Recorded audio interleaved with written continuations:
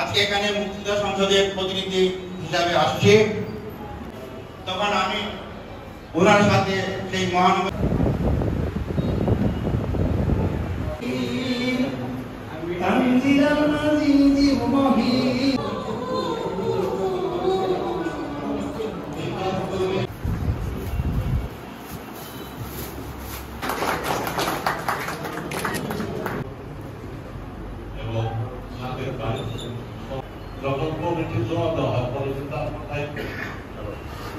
সুযোগ্য সম্মানিত সদস্য সচিব জনাব সাদেক আহমেদ খান সাহেব,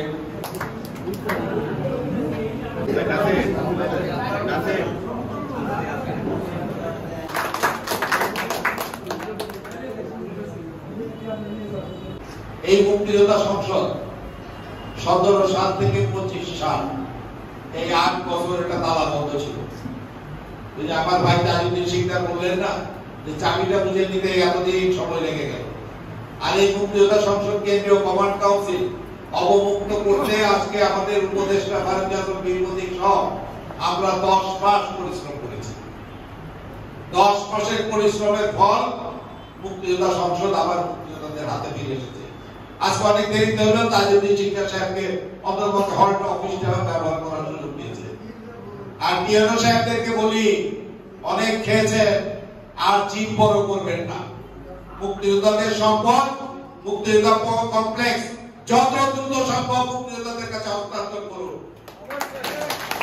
প্রথমে চিঠি দিলাম, মন্ত্রণালয় থেকে আপনারা হস্তান্তর করলেন না ডিসি সাহেবরা।